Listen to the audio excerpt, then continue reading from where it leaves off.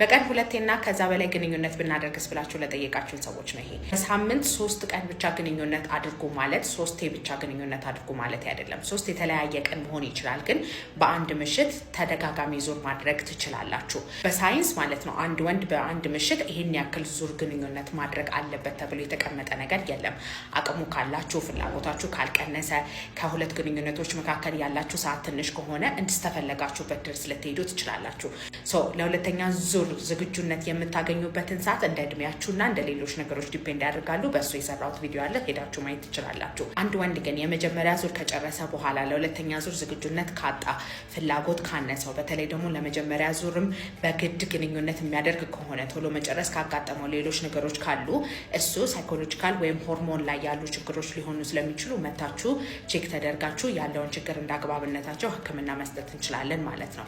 በማንኛውም ስንፈተ ወሲብ መታከም ከፈለጋችሁ ታች ባስቀመጥኩት ስልክ ቁጥር ከጠዋት 3 ሰዓት እስከ 12 ሰዓት ብቻ በመደወል በአካል ለመምጣት ቀጠሮ ማስያዝ ትችላላችሁ። በሬ ሁል ጊዜ ክፍት ነው። ባይ ባይ። ሲመስለኝ ቶሎ መጨረስ አለብኝ ብላችሁ ብዙ ሰዎች ተናገራላችሁ። ከዛ በኋላ በዲቴይል ስጠይቃችሁ ስንት ደቂቃ ነው ብዬ ስጠይቃችሁ ቶሎ መጨረስን የሚያሟላ ደቂቃ የላችሁ።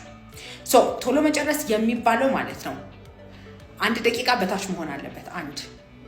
ሁለተኛ ከመጀመሪያ ዙር የዘለለ መሆን አለበት። ሁለተኛ ዙርም ሶስተኛ ዙርም ቶሎ መጨረስ አለባችሁ። 2 ሶስተኛ 6 ወር መቆየት አለበት። በእነሱ 6 ወራት ውስጥ ደግሞ ተደጋጋሚ ግንኙነት አድርጋችሁ ከነሱ ግንኙነቶች 80% የሚያክሉት ቶሎ መጨረስ ሊኖርባችሁ ይገባል። በፊት 10 ደቂቃ እየጨረሳችሁ አሁን 6 ደቂቃ ስለሆነ ቶሎ መጨረስ አለብን ማለት አይደለም። ከጓደኞች ጋር ስታወራ የነሱ 20 ደቂቃ ስለሆነ ያንተ 10 ደቂቃ ቶሎ መጨረስ ሆነ ማለት አይደለም። ባለቤት በ10 ምናምን ደቂቃ ስለምትጨርስ ያንተ 8 ደቂቃ ላይ የምትጨርሰው ቶሎ መጨረስ አለብን ማለት አይደለም። ደቂቃችሁ እየቀነሰ ከሆነ ላይፍ ስታይል ላይ ያለ ነገሮች ማስተካከል አለባችሁ። ጭንቀት መቀነስ አለባችሁ። ግንኙነት ላይ ያላችሁን ነገሮች ማስተካከል አለባችሁ። ደቂቃው ፍላክቹዌት ሊያደርግ ይችላል። ዛሬ ዝቅ ያለ ነገር ከፍ ሊል ይችላል። ስለዚህ ቶሎ መጨረስ ለመባል መጀመሪያ ያልኩትን ነገሮች ማሟላት አለባችሁ። እዛኔ ነርቭ ላይ፣ ሆርሞን ላይ እና ሳይኮሎጂ ላይ ያሉ ችግሮች ይሆናሉ። እነሱን መታችሁ መታከም ትችላላችሁ። በማንኛውም ቶሎ መጨረስ መታከም ከፈለጋችሁ ባዮ ላይ ባስቀመጥኩት ስልክ ቁጥር ከጠዋት 3 ሰዓት እስከ 12 ሰዓት ድረስ ብቻ በመደወል በአካል ለመምጣት ቀጠሮ ማስያዝ ትችላላችሁ። በሬ ሁል ጊዜ ክፍት ነው። ባይ ባይ። አንድ ወንድ የሚጨርስበት ታይም ከመቼ ጀምሮ ነው መቆጠር ያለበት? ሰው ግንኙነቱ ከተጀመረ በኋላ ነው ወይስ ከሴት ብልት ጋር ከተገናኘ በኋላ ነው መቆጠር ያለበት? ኢጃኩሌቶሪ ላተንሲ ታይም የሚባለው ወይም አንድ ወንድ የሚጨርስበት ታይም አቨሬጁን ካልኩሌት የሚደረገው ከሴት ልጅ ብልት ጋር ከተገናኘ በኋላ ያለው ቁጥር ነው እንጂ ከዛ በፊት ያለው የግንኙነት ነገር ውስጥ አይቆጠርም። ስለዚህ ከሴት ልጅ ብልት ጋር ከተገናኘ በኋላ ከ1 ደቂቃ በታች የሚጨርስ ከሆነ ነው የቶሎ መጨረስ አለበት የሚባለው። እንደዛም ሆኖ ደግሞ ከመጀመሪያ ዙር አልፎ ለሁለተኛ ዙር እና ለሶስተኛ ዙር መሆን አለበት ቶሎ መጨረሱ። የመጀመሪያ ዙር በአማካኝ በጣም ቆየ ከተባለ 2 ከግማሽ ደቂቃ ቢቆይ፣ ግን ለሁለተኛ ዙር ከተዘጋጃችሁ በኋላ አንደኛ ሴንሲቲቪቲያችሁ ይቀንሳል፣ ሁለተኛ ዶፓሚናችሁ ተለቆ ሬጉሌት ያደርጋል፣ ሶስተኛ ደግሞ ከጨረሳችሁ በኋላ የሚለቀቁት ሆርሞኖች ለሁለተኛ ዙር ዘግየት እንድትሉ የሚያደርጋችሁ ነው። ስለዚህ ኢጃኩሌቶሪ ላተንሲ ታይማችሁ ወይም የምትጨርሱበት ጊዜ ሁለተኛ ሶስተኛ ዙር በደገማችሁ ቁጥር በዛ ነው መጠን እየረዘመ ይመጣል። ሁለተኛ ዙርም ሶስተኛ ዙርም ከ1 ደቂቃ በታች የምትጨርሱት ከሆነ የዛኔ የቶሎ መጨረስ ችግር አለባችሁ። ሳይኮሎጂ ላይ፣ ነርቭ ላይ፣ ሆርሞን ላይ ያሉ ችግሮች ሊኖሩ ስለሚችሉ መታችሁ ቼክ መደረግ አለባችሁ።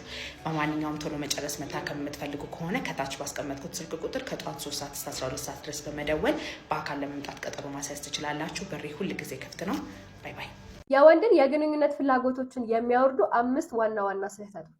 አንደኛው በጣም ብዙ ካፌን፣ የጭንቀት ሆርሞን ተፈጥሯዊ የግንኙነት አቅምን ይቀንሳል። ሁለተኛው ዘግይቶ መተኛት፣ ምክንያቱም ደካማ እንቅልፍ በሰውነታችሁ ውስጥ ደካማ ሆርሞን መመረት እንዲኖር ያደርጋል። ሶስተኛው ስኳርን አብዝታችሁ የምትመገቡ ከሆነ ነው። ኢንሱሊን ወደ ላይ፣ ቴስቴስትሮን ደግሞ ወደ ታች ዝቅ እንዲል ያደርጋል። አራተኛው በቂ ውሃ ለመጠጣት፣ ድርቀት ኃይልንና የደም ፍሰትን ይገላል። አምስተኛው ቁርሳችሁን መዝለል፣ የእርስዎ ሜታቦሊዝም እና ሆርሞኖች ዘግይተው ይጀምራሉ። ይህ መረጃ ከጠቀመ ቀጣይ እንዲመጣልህ የፕላስ ምልክቷን በመጫን እንዲሁም የላይክ ምልክቷን በመጫን ቤተሰቡ ወንዶች ከሴቶች ጋር በፍጹም የማይግባቡባቸው 5 ነገሮች። አንደኛ፣ ሴቶች ለመዘጋጀትና ከቤት ለመውጣት ረጅም ጊዜ ይፈጅባቸዋል። ወንዶች ግን በ2 ደቂቃ ውስጥ ጥንቅቅ ብለው ለመውጣት ዝግጁ ናቸው። ሁለተኛ፣ ሴቶች 100 ፎቶ ቢነሱ አይሰለቻቸውም፣ አይረቁም። ወንዶች ግን አንድ ደህና ፎቶ ከወጣላቸው በቂያቸው ነው። ሶስተኛ፣ ሴቶች እያንዳንዱን ጥቃቅን ነገር ያስተውላሉ፣ ልብ ይላሉ። ወንዶች ግን ግድግዳው እንኳን ቢናድ ላያዩ ይችላሉ። አራተኛ ሴቶች ለረጅም ሰዓታት ማውራት ደስታቸው ነው። ወንዶች ግን አጭርና ግልጽ ነገር አውርተው ማቆምን ይመርጣሉ። አምስተኛ ሴቶች ስለሚላክላቸው መልእክት ወይም ቴክስት ከመጠን በላይ ያስባሉ። ወንዶች ግን ዝም ብለው ብዙ ሳይጨነቁበት እንደመጣላቸው ሊመልሱ ይችላሉ። የስብ ክምችት እየበዛ ሲሄድ የብልት መጠናችሁ ያነሰ ይሄዳል። በሰውነት ውስጥ ያለ ቴስቶስትሮን መጠን እየቀነሰ ሲሄድ ጡንቻዎች እየቀነሱ ይሄዳሉ። ብልት የመሸብሸብ እና የማነስ ሁኔታ ውስጥ ሊገባ ይችላል። በቂ የደም ዝውውር በማይኖርበት ሰዓት፣ ያ ማለት የደም ስሮች በተለያየ ምክንያት ጉዳት በሚደርስባቸውም ጊዜ የብልት መጠናችሁ እየቀነሰ ሊሄድ ይችላል። ጫት መቃም ስንፈተ ወሲብ ያመጣባችኋል ወይ የሚባለው ነገር ለመመለስ ምን ያክል ጊዜ ጫት ቅማችኋል የሚባለው ነገር ነው። ጫት ስንፈተ ወሲብ የሚመስሉ ነገሮችን የሚያመጡት ለረጅም ጊዜ መቃም ከተጀመረ በኋላ ነው። በመጀመሪያ ጫት መቃም ዶፓሚንን ያዛባል። ዶፓሚን ማለት ከነርቭ የሚለቀቁት ፈሳሾች ናቸውና ለግንኙነት ያላችሁን ፍላጎትና የስሜት መነሳሳቻችሁን ኮንትሮል የሚያደርገው ነው። እሱ ነገር በትክክል እንዳይለቀቅ ወይም ሰዓቱን ጠብቆ እንዳይለቀቅ ያደርጋል። ከዛ ከትንሽ ጊዜ በኋላ ደግሞ ሲጀመር ዶፓሚን የሚባለውን ነገር ሴንስ እንዳታደርጉት ወይም እየቀነሰ እንዲሄድ ያደርጋል ማለት ነው። ሁለተኛ ደግሞ ቴስቶስትሮንን ዝቅ ያደርጋል። ለረጅም ዓመት ጫት የሚቅሙ ሰዎች ቴስቶስትሮናቸው አነስተኛ ሊሆን ይችላል። ስለዚህ እሱ ደግሞ ለብልት አለመቆም ችግርና ለፍላጎት ማነስ ሊያጋልጣቸው ይችላል ማለት ነው። ሶስተኛው ደግሞ ደም ግፊትን ከፍ ያደርጋል እና ልብ ምትን ይጨምራል።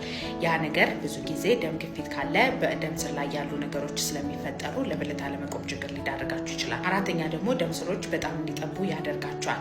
ይህ ነገር ደግሞ ብልት አለመቆም ችግር እንዲፈጠር ያደርጋል። አምስተኛ ደግሞ እንቅልፍ ይበጠብጣል።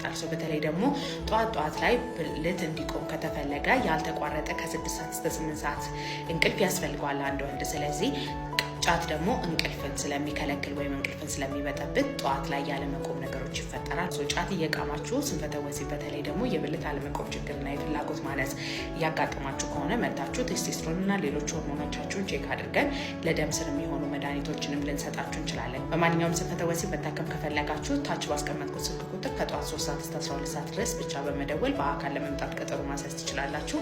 በሬ ሁል ጊዜ ክፍት ነው። ህልመ ሌሊት የስንፈተ ወሲብ ምልክት ነው ወይ? ህልመ ሌሊት ማለት የወንድ ናቹራል የሆነ ኖርማል የሆነ ነገር ነው። ለግንኙነት የሚያነሳሳችሁ ነገር ካለ ሆርሞናችሁ በጣም ስፓይክ ካደረገ፣ በተለይ ደግሞ ፋየር ኤጅ ላይ የምንላቸው 18-20 ዓመት ላይ ያሉ ሰዎች እና በተለይ ደግሞ ግንኙነት ሳታደርጉ ለረጅም ጊዜ በቆያችሁ ቁጥር በተለያየ ምክንያት ስፐርም ከሰውነታችሁ እንዲወጣ ስለሚፈለግ እና ነርቫችሁ በጣም ሴንሲቲቭ ስለሚሆን ትንሿ ህልም፣ ትንሿ ስሜት ልትቀሰቅሳችሁ ትችላለች። ስለዚህ ስንፈተ ወሲብ ሳይሆን ናቹራል የሆነ ሪስፖንሳችሁ ነው። ህልመ ሌሊት ታያለ ማለት የቶሎ መጨረስ ችግር አለበት ማለት አይደለም። ቶሎ መጨረስ የሚባለው ግንኙነት መኖር አለበት በትክክል። ከዛ ከመጀመሪያ ዙር የዘለለ አይነት የቶሎ መጨረስ ችግሮች ሊኖራችሁ ይገባል። የዛኔ ሆርሞን ላይ፣ ነርቭ ላይ እና ሳይኮሎጂ ላይ ያሉ ችግሮች ሊሆኑ ይችላሉ። መታችሁ ቼክ መደረግ ትችላላችሁ። በማንኛውም ቶሎ መጨረስ መታከም ከፈለጋችሁ ባዮ ላይ ባስቀመጥኩት ስልክ ቁጥር ከጠዋት 3 ሰዓት እስከ 12 ሰዓት ድረስ ብቻ በመደወል በአካል ለመምጣት ቀጠሮ ማስያዝ ትችላላችሁ። በሬ ሁል ጊዜ ክፍት ነው። ለቁም ነገር ከሆነ የምትፈልጋት የምርች ሴት ለቁም ነገር ትሆን እንደሆነ ማወቅ አለብህና እነዚህ 5 ምልክቶች ሴት ለቁም ነገር እንደማትሆን የሚያሳዩ ምልክቶች ናቸው። እንደዚህ በሳይኮሎጂ የተደገፉ የሪሌሽንሺፕ ቪዲዮዎች እንዲደርስህ ፎሎ አድርጌ። አንደኛ ተጠያቂነትን ትፈራለች። በመሐከላችሁን በሌላ የህይወቷ ዙሪያም ይሁን የሚፈጠሩ ችግር ሁሉ ለሌላ ሰው ትሰጣለች። ሁሌም በመሐከላችሁ የሆነ ችግር በተፈጠረ ቁጥር እኔስ ይሄ ነገር ለማስተካከል ምን ማድረግ ይችል ነበር ከማለት ይልቅ ሁሌ አንተን ከሆነ የምትሰድብ፣ አንተን ከሆነ ተጠያቂ የምታረግህ አትሆንም። ሁለተኛ ታማኝነት ላይ ኢንኮንሲስተንት ናት። ከወንዶች ጋር ፍለርት የማድረግ ባህሪ እንዳላት ካየህ ከጓደኞቿ ከወንድ ጓደኞቿ ጋር ስታወራ ምንም አይነት ባውንድሪ ከሌላት ላንተ አትሆንም፣ ለቁም ነገር አትሆንም። ትዳር በመተማመን ነው የሚመሰረተው። ሶስተኛ የትኩረት ሱሰኛ ከሆነች ካንተ የአእምሮ ሰላም ይልቅ ሶሻል ሚዲያ ላይ ተገላልጣ ፖስት ባደረገችው ፎቶ የምታገኛቸው ላይኮች የሚበልጡባት ከሆነ አትሆንም ብራዘር። አራተኛ ስለ ነገው ምንም የማታስብ ከሆነ ትዳር ፓርትነርሺፕ ነውና ያንተን ጥንካሬን ማች የምታደርግ የምታግዝ ሴት ታስፈልጋለች። አምስተኛ በተጨቃጨቃችሁ ቁጥር ሁሌም እንደምትተው የምታስፈራራ ከሆነ ፍቅር፣ ትዳር በእምነት እንጂ በፍራቻ አይመሰረትም በጭራሽ። የሚታሰቡ ምግቦች አሉ። ሶያ የሆኑ ምግቦች በተለይ ደግሞ ሶያም ጠጣሩም ቢሆን ወይም ወተቱም ፒናት ወይም ኦቾሎኒ እንደዚህ አይነት ነገር ያመጣል ይባላል። የብልት አለመቆም ችግርን የሚያመጣ አንድ ብቻውን ምግብ የለም። የአመጋገብ ዘይቤያችሁ ነው። ሰው ቅባት የበዛባቸው ነገሮች ትበላላችሁ ወይ? አልኮል አብዝታችሁ ትጠጣላችሁ ወይ? ፕሮሰስድ የሆኑ የተጠባበሱ ነገሮችን ትበላላችሁ ወይ? ስኳር ታበዛላችሁ ወይ? እነዛ ነገሮች በተጠራቀሙ ቁጥር ለስኳር፣ ለኮሌስትሮል እና ለሆርሞን መዛባት ስለሚያዳርጋችሁ የብልት አለመቆም ችግር ያመጣባችኋል ማለት ነው። ከቶሎ መጨረስ ጋር ብዙ ጊዜ ያገናኙት አይነት የምግብ አይነት የለም። አንዳንድ ጊዜ በጣም የሚያቃጥል ትኩስ የሆኑ ነገሮችን ስትበሉ ሰውነታችሁ በሙሉ ስለሚግል ለቶሎ መጨረስ ሊያጋለጣችሁ ይባላል። ግን እሱም መላምት ነው። ቶሎ መጨረስ የሚመጡት ሳይኮሎጂካል ችግር ካለ፣ ነርቭ ላይ ችግር ካለና ሆርሞን ላይ ችግር ካለና እነሱ ደግሞ ተመርምረው አግባብ ያለው ሕክምና መሰጠት አለበት ማለት ነው። ለብልት አለመቆም ችግር ጊዜያዊ የሆኑ አይነት መፍትሄዎች ሊሰጡ የሚችሉ ነገሮች አሉ። እነዚህ ብልት አካባቢ ያሉትን ደም ስሮች በማስፋት ሊሰሩ ይችላሉ። ሁለተኛ ደግሞ ቴስቶስትሮንን ቡስት ሊያደርጉ ይችላሉ። ይሄ ሊፊ ግሪንስ ወይም ቅጠል ያላቸው አትክልቶች የምንላቸው ፍሩቶች አሉ። ስለዚህ ሀባብ፣ ፖመግራኔት እና ስትሮበሪዎች እነዚህ ምንድነው ችግራቸው? ጊዜያዊ የሆነ መፍትሄ ይሰጣቸዋል እንጂ ለብልት አለመቆም ችግራችሁ እስከመጨረሻ ድረስ መፍትሄ አይኖረውም። ማንኛውም በስንፈተ ወሲብ መታከም ከፈለጋችሁ ላይ ባስቀመጥኩት ስልክ ቁጥር ደውላችሁ ቀጠሮ ማስያዝ ትችላላችሁ። ሁልጊዜ ያለው ጠብቃችኋለሁ። ባይ ባይ። ሴት በመቀየር ስንፈተ ወሲባችሁን የምታስተካክሉ መስሏችሁ ወደ ሌላ ሴት የምትሄዱ ባለትዳሮች ጸጸት ውስጥ ከመግባታችሁ በፊት ወደ ኋላ ብትመለሱ እመክራለሁ። ሴት መቀየር ለስንፈተ ወሲብ ሕክምና አይሆንም። ብዙ ጊዜና ሰውን የሚመርጥ የስንፈተ ወሲቦች አይነቶች አሉ። የስ ግን እነሱ አይነት ስንፈተ ወሲቦች ደግሞ ስነ ልቦናዊ የሆኑ ነገሮች ናቸው። ሌላ ሴት ጋር መሄድ ሳይሆን ባላችሁ ትዳር ላይ ያለውን ችግር ከስር መሰረቱ ተመካክራችሁ መንቀል ያለባችሁ ነገር ነው። አካላዊ የሆነ የብልት አለመቆም ችግር ካላችሁ ሴትም አይመርጥም፣ ሁኔታም አይመርጥም። ጠዋትም ተኝታችሁ አድራችሁም ቢሆን አይቆምም ማለት ነው። ቶሎ መጨረሳችሁ ደግሞ የመጀመሪያ ዙርም ሁለተኛ ዙርም በምታደርጉት ግንኙነቶች በሙሉ የሚያጋጥም የቶሎ መጨረስ ከሆነ አካላዊ የሆኑ ነገሮች ናቸው ማለት ነው። ስለዚህ ሴት መቀየር ሳይሆን መታችሁ ሆርሞናችሁን፣ ደም ስራችሁን፣ ነርቫችሁን እና ሳይኮሎጂ ያላችሁን ነገሮች በሙሉ ቼክ ተደርጋችሁ መስተካከል ያለበት ነገር ነው። ማንኛውም ስንፈተ ወሲብ መታከም ከፈለጋችሁ ከታች ባስቀመጥኩት ስልክ ቁጥር ከጠዋት 3 ሰዓት እስከ 12 ሰዓት ድረስ ብቻ በመደወል በአካል ለመምጣት ቀጠሮ ማስያዝ ትችላላችሁ። በሬ ሁል ጊዜ ክፍት ነው። ባይ ባይ። እነዚህ 4 ችሎታዎች የፍቅር ህይወታችሁን ያሳምሩታል። አንደኛ፣ በንቃት ማድመጥ መቻል። በንቃት። ሁለተኛ፣ ከግጭት በኋላ ወደ ቀደመ ፍቅራችሁ መመለስ መቻል። ሶስተኛ፣ አድናቆትን መግለጽ መቻል። አራተኛ፣ የራስን ስሜት ማስተዳደር መቻል። ከእነዚህ ከአራቱ ውስጥ የማትችሉትን ወይም የሚከብዳችሁን ኮሜንት ላይ ያስቀምጡልኝ፣ እንድታስተካክሉት አግዛችኋለሁ። ስለ ግንኙነት ነው እንዴ ስፔሻላይዝ ያደረግሽው? አንቺ ስለ ወንዶች ብልት ነው እንዴ ስፔሻላይዝ ያደረግሽው ተብዬ ተጠይቄያለሁ። አዎ ስፔሻላይዝ አድርጌያለሁ። ኔዘርላንድ ከሚገኘው ኢንተርናሽናል ሶሳይቲ ኦፍ ሴክሹዋል ሜዲሲን ከነሱ ዩኒቨርሲቲ ሰርቲፊኬቴን ኦፊሻሊ አግኝቻለሁ ማለት ነው። አዎ ስፔሻላይዝ የሚደረግበት ነገር ነው። አገራችን ብዙ የሚፈቅድ ነገር አይደለም እንጂ አዎ ስፔሻላይዝ የሚደረግበት ነገር ነው። ለ1 አመት እንደገና ደግሞ የአይኤስኤስኤም ሜምበርሺፕን አፕዴት አድርጌያለሁ ማለት ነው። ስንፈተ ወሲብ አሁንም ማለት ነው ሰዎች ሲናገሩት ሊከብድ የሚችል ነገር ነው። የስ አይ ነው። ግን ማንኛውም አይነት ነገር በጊዜው እንደዛ ነበረ። መጀመሪያ የአእምሮ ጤና ምናምን ብረን በምናወራበት ጊዜ ዲፕሬሽን፣ ድብርት፣ ጭንቀት ምናምን ሄዶ አንድ ሰው ሳይኪያትሪስት ወይም የስነ ልቦና ሐኪም ማማከር በጣም የሚያሳፍር የሚያሸማቅቅ ነገር ነው። አሁን ግን ቴራፒስቶች እናናግራለን ምናምን ተብሎ በየቦታው ስለ ዲፕሬሽን፣ ስለ አንግዛይቲ የሚወራ ነገር ነው። ኤችአይቪ መጀመሪያ ሲነሳ ሰዎች የሚሸማቀቁበት ኤችአይቪ ሲነሳ ረዝም በይ ምናምን የሚባልበት ነገር ነው። አሁን ግን ሐኪሞቻችንም በትክክል ማስተማር ጀምረናል። ከዛ በኤችአይቪ ያለው ሰው በሙሉ ፖዚቲቭ ነኝ የእድሜ ማራዘሚያ እወስዳለሁና ከኤችአይቪ ከቫይረሱ ጋር አብሬ ነው የምኖረው ተብሎ መናገር የሚያሳቅቅ ደረጃ ላይ የደረስንበት ነገር አይደለም። አለፍን፣ በቃ አያሳቅቅም። ስለዚህ ስንፈተ ወሲብን ራሱ እንደ ድብርትና እንደ ኤችአይቪ ሰምታችሁ እስክትለምዱት ድረስ እኔ አላቆምም። ባይት ወይ ቢካዝ ህመም ነው። ሆርሞን ላይ፣ ነርቭ ላይ፣ ሳይኮሎጂ ላይ፣ ደም ስር ላይ፣ ጡንቻ ላይ ያለ ነርቭ ነው። ላብራቶሪ ተመርምሮ እንደ አግባብነቱ መታየትና መታከም የሚችል ነገር ነው። ወንዶች ደግሞ በስንፈተ ወሲብ መታከም ከፈለጋችሁ ከታች ባስቀመጥኩት ቁጥር ከጠዋት 3 ሰዓት እስከ 12 ሰዓት ድረስ ደውላችሁ በአካል ለመምጣት ቀጠሮ ማስያዝ ትችላላችሁ። በሬ ሁል ጊዜ ክፍት ነው። ችግር ያመጣሉ ተብለው የሚታሰቡ ምግቦች አሉ። ሶያ የሆኑ ምግቦች በተለይ ደግሞ ሶያም ጠጣሩም ቢሆን ወይም ወተቱም ፒናት ወይም ኦቾሎኒ እንደዚህ አይነት ነገር ያመጣል ይባላል። የብልት አለመቆም ችግርን የሚያመጣ አንድ ብቻውን ምግብ የለም። የአመጋገብ ዘይቤያችሁ ነው። ሰው ቅባት የበዛባቸው ነገሮች ትበላላችሁ ወይ? አልኮል አብዝታችሁ ትጠጣላችሁ ወይ? ፕሮሰስድ የሆኑ የተጠባበሱ ነገሮችን ትበላላችሁ ወይ? ስኳር ታበዛላችሁ ወይ? እነዛ ነገሮች በተጠራቀሙ ቁጥር ለስኳር፣ ለኮሌስትሮል እና ለሆርሞናል መዛባት ስለሚያዳርጋችሁ የብልት አለመቆም ችግር ያመጣባችኋል ማለት ነው። ከቶሎ መጨረስ ጋር ብዙ ጊዜ ያገናኙት አይነት የምግብ አይነት የለም። አንዳንድ ጊዜ በጣም የሚያቃጥል ትኩስ የሆኑ ነገሮችን ስትበሉ ሰውነታችሁ በሙሉ ስለሚግል ለቶሎ መጨረስ ሊያጋለጣችሁ ይባላል። ግን እሱም መላምት ነው። ቶሎ መጨረስ የሚመጡት ሳይኮሎጂካል ችግር ካለ፣ ነርቭ ላይ ችግር ካለና ሆርሞን ላይ ችግር ካለና እነሱ ደግሞ ተመርምረው አግባብ ያለው ሕክምና መሰጠት አለበት ማለት ነው። ለብልት አለመቆም ችግር ጊዜያዊ የሆኑ አይነት መፍትሄዎች ሊሰጡ የሚችሉ ነገሮች አሉ። እነዚህ ብልት አካባቢ ያሉትን ደም ስሮች በማስፋት ሊሰሩ ይችላሉ።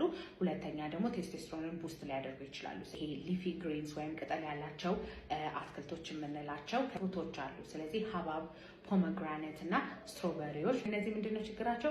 ጊዜያዊ የሆነ መፍትሄ ይሰጣቸዋል እንጂ ለብልት አለመቆም ችግራችሁ እስከመጨረሻ ድረስ መፍትሄ አይኖረውም። ማንኛውም በስንፈተ ወሲብ መታከም ከፈለጋችሁ ላይ ባስቀመጥኩት ስልክ ቁጥር ደውላችሁ ቀጠሮ ማስያዝ ትችላላችሁ። ሁልጊዜ ያለው ጠብቃችኋለሁ። ባይ ባይ። ግንኙነት ላይ መጣጣም ምን ማለት ነው? በተለይ ይህንን ጥያቄ መጠየቅ የምፈልገው ከጋብቻ በፊት የግንኙነት ህይወታችን እንጣጣማለን ወይስ አንጣጣምም፣ መሞካከር አለብን ለምትሉ ሰዎች ነው። የግንኙነት መጣጣም በምን ያህል የግንኙነት ሁኔታዎች ይታወቃል? በአንድ ግንኙነት፣ በሁለት፣ በሶስት፣ በምን ያህል በሚደረግ የግንኙነት ኢንተርቫል ይታወቃል? ይህን ጥያቄ ለእናንተ ተዋለሁ። ነገር ግን አንዳንድ ጊዜ የሚሰማቸው ታካሚዎች የሚነግሩኝ ነገር ምንድን ነው? በመጀመሪያ ግንኙነት ፈርቼ ስለነበረ ቫያግራ ተጠቅሜ ሄድኩኝ፣ ጥሩም የግንኙነት ጊዜ ስለነበረን ከዛ በኋላ ያ ነገር ከነበረኝ ግምት እንዳይወርድ በመፍራት ሁልጊዜ ቫያግራ እንጠቀማለሁ የሚሉ ወንዶች ያጋጥሙኛል። በተለይ ወጣት ወንዶች። አንድ ነገር የምነግራችሁ ግንኙነት የፐርፌክሽን ጉዳይ አይደለም፣ ፍጹምነት ጉዳይ አይደለም፣ የበላይነታችሁን የምታሳዩበት ጉዳይ አይደለም፣ ይችላል አይችልም የሚባልበት ጉዳይም አይደለም። ግንኙነት ያላችሁን መዋደድ፣ ያላችሁን መቀራረብ የምትጨምሩበት አንድ የህይወታችሁ አካል እንጂ ማለት ነው። ስለዚህ ያላግባብ የምትጠቀሟቸውን በሚዋጥ በሚቀባ በማር መልክ እንዲሁም በሚመጠጥ እንደ ከረሜላ የምትጠቀሟቸውን መድኃኒቶች አቁሙት። ምክንያቱም ወደፊት የምትጸጸቱበት የህይወታችሁ ልምምድ ስለሚሆኑ ማለት ነው። ስለዚህ እስኪ የእናንተን ሀሳቦች አሳውቁኝ ኮመንት ላይ። በዚህ መጣጣም የሚባል አለ፣ በምን ያህል ግንኙነት መጣጣማችሁን እስታውቃላችሁ የሚለውን ኮመንት ሴክሽን ላይ። ስንፈተ ወሲብ በሽታ ሳይሆን ችግር ነው። ስንፈተ ወሲብ የሌለባችሁ ሰዎች ወደፊት ይህ ችግር በእናንተ ላይ እንዳይከሰት የምነግራችሁን እነዚህን ጠቃሚ ነገሮች ተግባራዊ ብታደርጉ ወደፊት ለሚመጣ የሴክሹዋል ዲስፈንክሽን ችግር የመጋለጥ እድላችሁን 100% መቀነስ ትችላላችሁ ማለት ነው። ለምሳሌ ረዥም ሰዓት አለመቀመጥ፣ በአንድ ሳይድ ብቻ ረዥም ሰዓት አለመተኛት፣ እንዲሁም ደግሞ በቂ የሆነ የውሃ ወይም ፈሳሽ ነገሮችን መውሰድ፣ ከዛ በተጨማሪ አላስፈላጊ የሆኑ ፖርኖግራፊ ያሉ ሴክሹዋል ኢንተርኮርስ የሚታይባቸውን ቪዲዮዎች አለማየት፣ በቂ የሆነ እንቅልፍ ማግኘት፣ እነዚህን በማድረግ ቀድሞ ከሚመጣ ሴክሹዋል ዲስፈንክሽን ራስን መጠበቅ ይቻላል ማለት ነው። ይህ ችግር የተከሰተባቸው ሰዎች ደግሞ ፈጣን የሆነ ፈውስ በማዕከላችን ይሰጣል ወይም ደግሞ መዳን መታከም ይቻላል። ለበለጠ መረጃ አድራሻችን አዲስ አበባ ዓለም ባንክ ሰፈር ሲሆን በ091821 41 41 መደወልና መማከር ትችላላችሁ።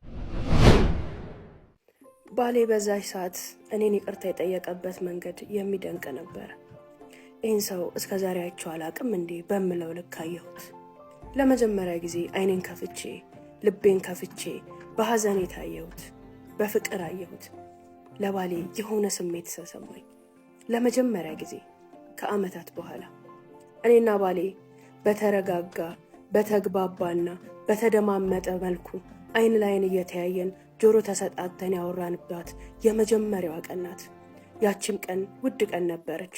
እሱ በትክክል የልቡን መሰበር የውስጡን ማዘን ለኔ ያለውን ፍቅርና ለኔ ያለውን ፍላጎት ላደረገውም ነገር ምን ያህል እንደተጸጸተ ከአንደበቱ ያወጣቸው ቃላቶች ከልቡ ስለነበሩ ልቤ ላይ ደረሱ። ላቅፈው ፈለግኩኝ፣ ማድረግ ግን አልቻልኩ። በዛ ሰዓት ግን የተሰማኝ ስሜት ላቅፈው ልስመው የሚያደርገኝ ነበር። መለስ አልኩኝና ጥያቄን ጠየቅኩት። የቃላት ቁስለታችንን፣ አለመግባባታችንን፣ አለመዋደዳችንን አርመን ልንሄድ እንችላለን። ወደ ኋላ አድርገን እንደ አዲስ ልንጀምር እንችላለን። ነገር ግን እኔ ስለ ሴክስ ያለኝ ያን አመለካከት እንዴት ልንቀይረው እንችላለን? አሁን ድረስ ስለዚህ ጉዳይ ሳስብ በጣም ነው የምፈራው። ሰውነቴ ይርበተበታል፣ ውስጤ ይደነግጣል። ፈጽሞ ስለዚህ ጉዳይ ጥሩ ስሜት የለኝም። ባልና ሚስት ከሆነን ደግሞ በግንኙነታችን ልንግባባ ግድ ይለናል። ካልሆነ እንዴት ባልና ሚስት መሆን እንችላለን? አንተስ ይህንን አልታገስ ብለህ አይደል እንዴ ያን ሁሉ በደልና ያን ሁሉ ችግር ያደረስክብኝ አልኩት። አውቃለሁ፣ በጣም ይቅርታ። ለዚህም ነገር ወደ ሕክምና ባለሙያዎች ወስድሻለሁ። የፈጀብሽን ያህል ጊዜ ቢፈጅ በእርጋታና በትዕግስት ታክመሽ ድነሽ ለዚህ ነገር ፍላጎቱ ኖሮሽ ከራስሽ እስኪመጣ ድረስ በትዕግስት እጠብቅሻለሁ አለኝ። እሺ እሱንም ይሁን በሕክምና እናሳድሰው። ነገር ግን እኮ ቺት አርገህብኛል። ምንም ጊዜ ባንሰጣጥ፣ ምንም ባንሰማማ፣ ምንም እንደ ባልና ሚስት ባንሆን እንኳን ባደረከው ነገር ግን ውስጤ ቆስሏል። ተናድጃለሁ፣ ተቆጥቻለሁኝ። ሁሉንም ነገር ደግሞ እንደማቅ ታውቃለህ አልኩት። ያሳየሽኝ ጥላቻ፣ ያሳየሽኝ ንቀት ራሴን እንዳረጋግጥ አደረገኝ። እኔ ወደ መስሪያ ቤቴ ሲሄድ ከ100 በላይ ሰራተኞች አንገታቸውን አዘቅዝቀው በየሰዓቱና በየደቂቃው ቢሮ የሚመጡ ሴቶች ራሳቸውን አለሳልሰውና ተቅለስልሰው እኔን የነሱ ለማድረግ እኔን ለማማለል ብዙ ሲጥሩ አይቻለሁኝ። ሁሌም ግን ኢግኖር ሳረጋቸው አንድ ቀን ፊት ሳልሰጣቸው ነው የኖርኩት። አንቺን ለትዳር ስመርጥሽ ጨዋ የጨዋ ልጅ መልካም ሴት ናት፣ ጥሩ ሴት ናት፣ ስነ ምግባሯም ዲኗም ያማረ ነው ተብዬ ወደ እኔ መጣሽ። ካንቺ ያገኘሁት ጥላቻና ካንቺ የተዘነዘረብኝ ንቀት ግን ወደ ማለቋቋመው እልህ ውስጥ አስገባኝ። እውነት ምወደድ ሰው አይደለሁም፣ እውነት ምፈለግ ሰው አይደለሁም የሚለውን ስሜቴን ማረጋገጥ ፈለግኩኝ። ያም ነው ትክክል ወዳልሆነው መንገድ የመራኝ። እውነት ለመናገር እነዚህ ዓመታቶች በምን አይነት መንፈስ ውስጥ በምን አይነት ንዴትና ስሜት ውስጥ እንደነበርኩ በፍጹም አላውቀውም። እኔ አልነበርኩም። ውስጤ ላይ ሌላ ባዕድ ነገር አብሮኝ ይንቀሳቀስ ነበር። እገኝባቸዋለሁ ማለላቸው ቦታዎች ላይ ተገኝቻለሁ። አሳልፋለሁ ብዬ አስቤ የማላውቀውን ህይወት አሳልፌያለሁ። በትዳሬ ውስጥ እሆነዋለሁ ብዬ እማልገምተውን ሰው ሆኜ ራሴን አግኝቼዋለሁ። አሁን ግን ተመልሻለሁ። በቃ እኔ አልነበርኩም። አሁን እያወራሽ ያለሹ ትክክለኛውን እነቴን ነው። ከዚህ በፊት ግን ያገኘሹ የሆነ ነገር የተጸናወተው በሆነ ነገር ውስጥ እያለፈ የነበረ በቁጣና በልህ ይነዳ የነበረ የሆነን ሰውዬ ነው አለኝ። እውነቱን ነበረ። የዛሬው ሰውዬና በፊት አብሬ የነበርኩት ሰውዬ ጭራሽ አይገናኙም። በዛች ሰዓትና በዛች ደቂቃ ውስጥ እሺ ብዬው ተከትዬው ወደ ቤቴ መሄድ ፈልጌ ነበር። ነገር ግን አሁንም ቢሆን ልቤ እዚህ ትዳር ላይ እርፍ አላለልኝም፣ እርግጥ አላለልኝም። ነገ አንድ ነገር ተፈጥሮ ዞሮ የሚሄድባቸው እምገባባቸው ቤተሰቦቼ ናቸው። ሁሉንም ነገር እነሱ ማወቅ አለባቸው ብዬ አሰብኩኝ። የሚገርምሽ ነገር ሀውለት የዛ ዕለት ከቤት ስወጣ ከቤተሰቦቼ ጋር ተነጋግሬ የወጣሁት አንድ ነገር ስለ ፍቺው ነግሬው እንደምመጣ ነው የሚጠብቁት። ያንን ዶልተን አውርተን ወሮቹን ሙሉ በዚህ ጉዳይ ላይ ተወያይተን ጨርሰናል ከቤተሰቦቼ ጋር በፍቺ። አዎ ዛሬ ስንገናኝ አሳውቂው ውሳኔውን ይወስን ብለው ነበር ከቤት የወጣሁት። እዚህ ጋር ስመጣ ግን የሆነው ነገር ሌላ ተገላቢጦሽ። ባሌን ለመጀመሪያ ጊዜ አይቼው፣ ለመጀመሪያ ጊዜ ተረድቼው፣ ለመጀመሪያ ጊዜ ወድጄው ወደ ቤት የተመለስኩ። ቀናት ስጠኝ ላስብበትና እነግርሃለሁ አልኩት። እሺ አለኝ። እቤት ስገባ ሙሉ ቤተሰቤ ስፍስፍ ብሎ ጆሮው ቆሞ አፉ ተከፍቶ ጠበቀኝ። የፍቹን ዜና ሊሰሙ የጸባችንን ዜና ሊሰሙ ስፍስፍ ብለው ነበር። ሳያቸው እምላቸው ግራ ገባኝ። እንድፋታ እንደሚፈልጉ ባቅም በዚህ ደረጃ ግን ፍቼን የፈለጉት በዚህ ደረጃ የጠበቅኩት አልመሰለኝም ነበር። ስለዚህ ትንሽ ቢናደዱብኝም ትንሽ ቅር ቢላቸውም ይረዱኛል። ትዳሬ ላይ መመለሴን ትዳሬ ሁለተኛ እድል መስጠቴን ይወዱታል ብዬ አስቤ ነበር። እንደገባው ነገርኳቸው የሆነውን የተፈጠረውን ያለኝን ይቅርታ እንዴት እንደጠየቀኝ ነገሮችን እንዴት ለማስተካከል ቃል እንደገባልኝ ስነግራቸው ተንሰፍስፎ የነበረው ስሜታቸው ኩምሽሽ ሲል ተሰማኝ። እና አንቺስ ምን አልሽው አሉኝ።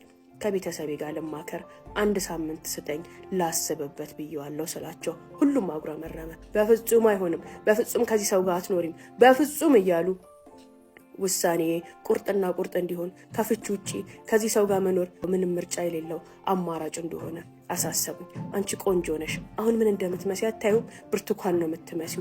ምን የመሰለውን ሰው የምትወጂውን የሚወድሽን ታገኛለሽ። ከዚህ አውሬ ጋማ መኖር የለብሽም እያሉ ከግራ ከቀኝ አጣደፉኝ። ትንሽ ግራ ተጋባው።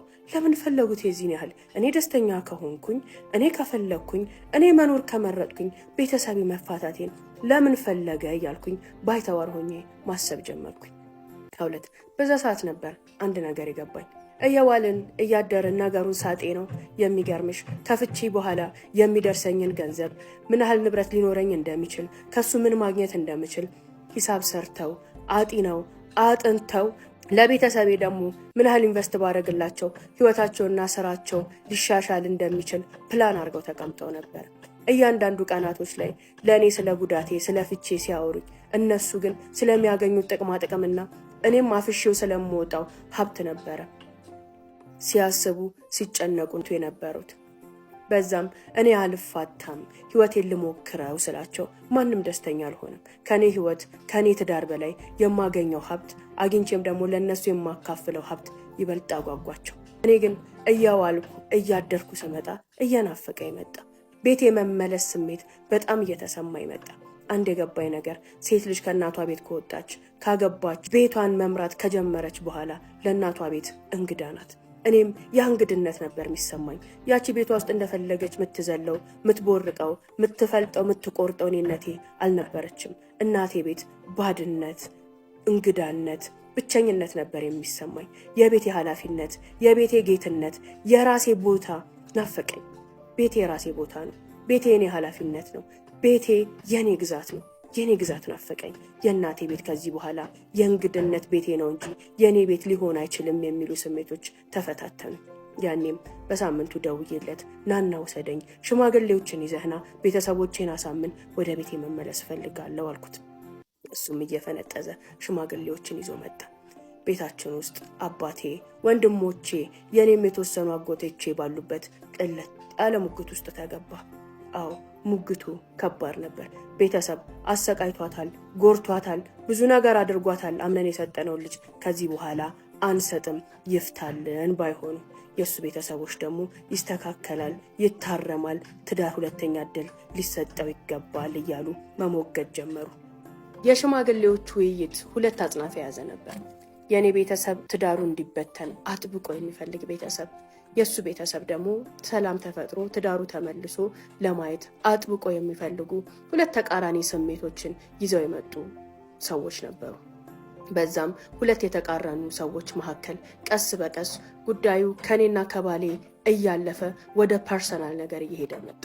ቤተሰቦቼ ያልተገቡ ቃላቶችን ዘሮቻቸው ላይ፣ ቤተሰቦቻቸው ላይ፣ አስተዳደጉ ላይና እናት አባቱ ላይ መሰንዘር ሲጀምሩ በዛም በኩል ያለው ወገን ክብራችን ተነካ፣ ቤታችን ማንነታችን ተነካ በሚል መልኩ ደስ የማይሉ ነገሮችን መወራወር ጀመሩ። ከባልና ከሚስት ሽምግልናነት አልፎ የክብር፣ የዘር፣ የሞገስና የታላቅነት፣ የሀብትና የዝና ጥያቄ ሆኖ ሁሉም ክብር የተነካ ባይሆነ ሁሉም ተደፈርኩኝ፣ ተናኩኝ፣ ክብር የሌለው ቤት ውስጥ ነው የገባ ነው፣ ክብር የሌለው ህይወት ውስጥ ነው የተቀላቀል ነው እያሉ ለእኛ ሳይሆን ለግል ስሜታቸውና ለግብር ክብራቸው መሟገት ጀምረው ሁሉም ነገር እንዳይሆኑ ሆነ ህብረት።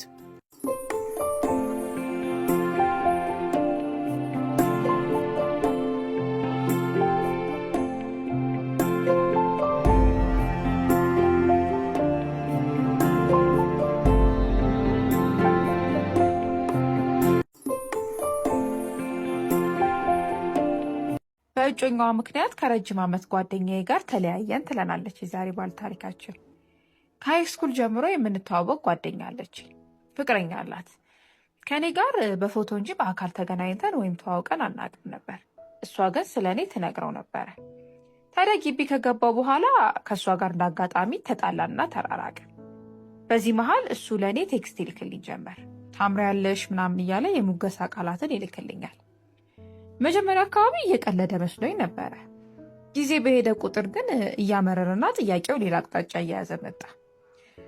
ብዙ ነገር ይቀባጥራል ከእሷ ጋር ስላደረጋቸው ነገሮች። ከዛም አልፎ እሷ ሰልችታኛለች፣ አንቺን ነው የሚፈልገው ይለኝ ጀመረ። ሲመስለኝ እንደተጣላን አውቋልና አይነጋገርም ብሎ አስቦ መሰለኝ እንደዚህ የሚያደርገው። ብቻ እኔም ስራው ደስ ስላላለኝ እንዳታናገረኝ ከዚህ በኋላ ብዬ ብሎክ አደረግኩት። ታዲያ በዚህ መሃል እኔ ለእረፍት ወደ ቤት ስመለስ የኔና የእሷ ጓደኞች ከእሷ ጋር ያስታርቁናል። እናም ከዚህ ቀደም ከነበረን ግንኙነት በላይ ቤስት ፍሬንድስ እንሆናለን። ብቻ ጊዜ እየሄደ ይሄ ነገር ከተፈጠረ 4 ዓመት አለፈው። እነሱም በሪሌሽንሽፕ 7 ዓመት ሆናቸው። እናም ስለ ትዳር ማሰብ ጀምረዋል። እኔ በሰዓቱ ከእሷ የቅርብ ጓደኛ ጋር ሪሌሽንሽፕ ጀምሬ ነበረ። እናም እኔና ፍቅረኛዬ በወሬ መሃል በጓደኛዬና በፍቅረኛው ግንኙነት ደስተኛ እንዳልሆነ እሱ እንደማይመቸው ይነግረኝ ጀመር። እኔም ጥሩ ሰው አይደለም ብዬ ከዚህ ቀደም የተፈጠረውን ነገር ስነግረው ለእሷ ካልነገርናት ከእንደዚህ አይነት ሰው ጋር ግንኙነት ውስጥ መግባት የለባትም፣ ቀድመን እናስጠንቅቃት ብሎ ድርቅ አለብኝ። እሷ ቦይፍሬንዷ በጣም ነው የምትወደውና የምታምነው። ስለ እሱ ነገር መናገር በሰዓቱ በጎ ሀሳብ ነው ብዬ ስላላሰብኩኝ አይ ይቅርብኝ፣ ይህን ነገር ግን ከደገመ እነግራታለን ብዬ በዚሁ አለፈ። ከዛ በኋላ እኔም ከፍቅረኛዬ ጋር ተለያየን። ብቻ ጊዜ አለፈ። የኔና የእሷም ግንኙነት እየቀዘቀዘ መጣ። ታዲያ አንድ ቀን ሀገር ሰላም ብዬ በተቀመጥኩበት ደውላ እጮኛዬ እንደዚህ ብሎሽ ነበር ብላ ጠየቀችኝ። ለካ የኔ ኤክስ ሁሉን ነገር ነግሯታል። ደግሞ እኮ ሽማግሌ ሊላክ ትንሽ ጊዜ ብቻ ነበር የቀራት። በቃ እኔም ነገሩን ካመጣችሁ ብዬ ሁሉን ነገር ፍርጥርጥ አድርጌ ነገርኳት። እሷ ግን በጣም ተበሳጨች። እንዴት ቢያናገርሽ እንኳን ትመልሽለታለሽ አለችኝ። በሰዓቱ ቀልድ ነበር የመሰለኝ። እውነቱን ስረዳ ግን ብሎክ አደረግኩት አልኳት። ጭራሽ በጣም ተቆጣችና ስልኩን ዘግታብኝ ብሎክ አደረገች። እናም ቴሌግራም ላይ ስገባ የዛን ዕለት እሱም ቴክስት ልኮልኝ ነበር። እባክሽን በሰዓቱ ተሳስቼ ነው ትዳሬን አድኝልኝ ምናምን ብሎ የልመና የበዛበት ቴክስት። እኔም ኦልሬዲ እውነቱን ነግሬያታለሁ፣ አስፈላጊ ከሆነ በሽማግሌ አስለምናት ብዬ ቴክስት ላኩለት። ብቻ አሁን ላይ ነገሩ በጣም ጸጽቶኛል። ምን ማድረግ ነበረብኝ? ለእሷ የዛኔውኑ ማውራት ነበረብኝ? ምን ትመክሩኛላችሁ? ትለናለች የዛሬ ባል ታሪካችን። እስኪ ሀሳብ አስተያየታችሁን ኮሜንት ሴክሽን ላይ ሳውቋት።